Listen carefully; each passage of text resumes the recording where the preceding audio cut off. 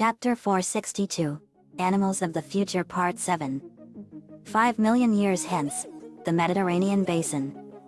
We were walking on what looked like a huge white sand desert in between Europe and Africa. Lola, man, is it so hot. Lori, what kind of desert is this? Lana licked the sand and she retched. Lana, Blake. It's salt. Me, believe it or not guys, this is a salt flat basin. This whole basin is over 6,500 feet below sea level, and this may shock you guys, but these salt flats are what was once the sparkling clear blue waters of the Mediterranean Sea. Everyone gasped in shock. Lincoln, this whole desert is the Mediterranean Sea? Lola, but how did it become this? I form a hologram of Earth and it showed the Mediterranean Sea. Me, in 5 million years we believe that the Earth will be in the grip of another ice age and Africa will push up against Europe and it will close off the Strait of Gibraltar. The Mediterranean Sea will be completely cut off from the Atlantic Ocean and it will become a closed landlocked sea. This will result in the Mediterranean drying out, and with no water flowing into the sea to fill it back up, it simply vanished in the holiday islands of Greece, Cyprus, Malta, Sicily, and Crete will stand as small mountains here. The only water here left in the Mediterranean will be small lakes of hypersaline water, and it'll be the only water left here. Lainey, that's rough. It's like Death Valley here. Me, it is. Lucy, wicked. This is depressing that the Mediterranean would vanish like that. Lisa, it is very likely. There are a few lakes that have high sea salt contents that are disappearing in our time. Me, that's right, and the most prominent examples are the Aral Sea in Central Asia, the Dead Sea in the Middle East, and the Great Salt Lake in Utah. We walk around the salt flats and it was a breathtaking sight. We came across a little lake. Lana, there's still water here in the lake. Me, yes, but it's lethal. It's loaded with too much salt. Lisa took a sample and discovered that it's 100 times more saltier than ocean water. Lisa, this water is very dangerous. It's 100 times more saltier than ocean water and is not meant for human or animal consumption. Me, that's right, Lisa. We continued walking and saw a strange lizard with a frill, and it was running fast across the salt flats without getting burned on the hot surface. Lana, look at that cool lizard.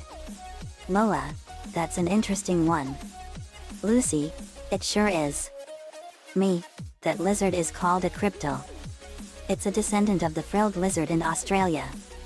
Lincoln, that's an interesting lizard. Lisa, very fascinating specimen. Nico, so that's a descendant of the frilled lizard? Amazing. May, it sure is. Lori, I've never been fond of lizards except for Lana's, but that one is literally interesting. Lainey, it sure is. Lori. Lucy, what do they eat? Me, they eat bugs.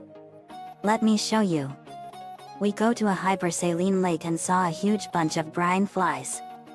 Me, these are brine flies. They are what cryptiles eat. Lisa, these are fascinating specimens. They are usually found in vast numbers at the site of Lake Mono in California. Me, that's right. These are what they eat. In fact, here comes one now. We saw a cryptile running through the flies and using its frill as a net, and it was licking them off with its long tongue. Lori, that is literally clever. Lisa, very fascinating. It's using its frill as a fishing net and using its tongue to consume the brine flies. Lainey, that's very interesting. Nico, it sure is. We later went to the mountains of the basin and they were the Holiday Islands. We were walking on a broken, cracked pavement called karst. Lucy, it's a shame that these were once the Holiday Islands of the Mediterranean. Me, I know. Lainey, this rock is strange. Me, this is limestone pavement called karst. We walked on the islands and saw it full of cracks and narrow crevices. Me, it's full of crevices called grikes. Lori, grikes? That sounds strange. Me, it is. We saw a cryptile come out of a grike, and we then saw a strange furry creature come out, and it had 2 dagger fangs and went after the cryptile and it missed it.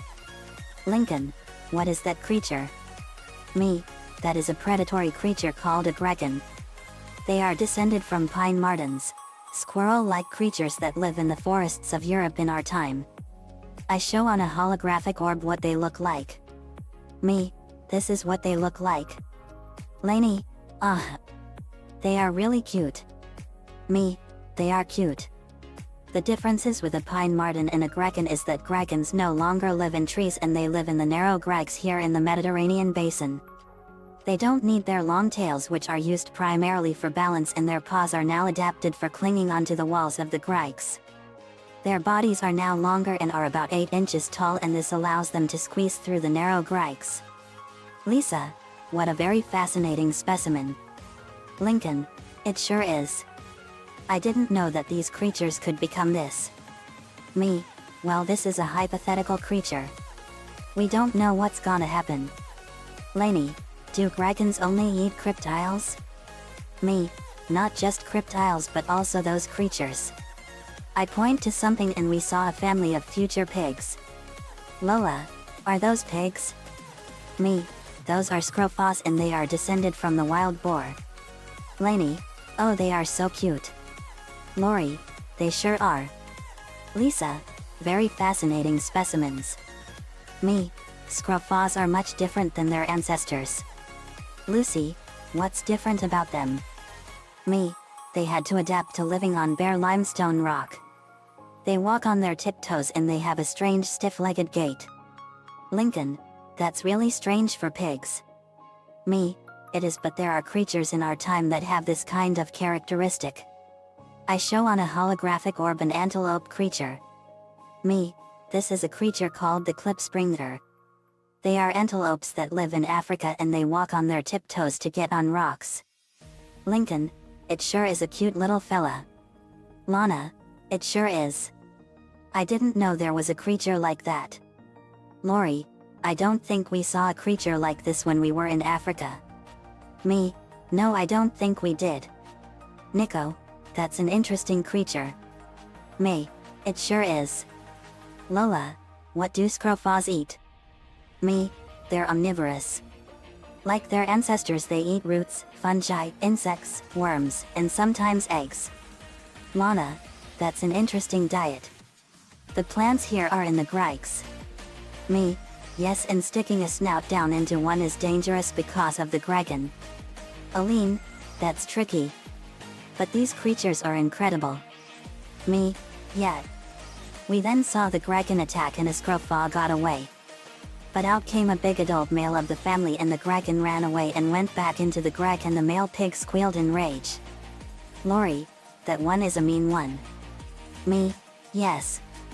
The big adult males are really aggressive and they will do anything to protect their family from any kind of threat. Lana, that is cool. Me, it sure is. We then proceeded to our next destination. Continues in part 8.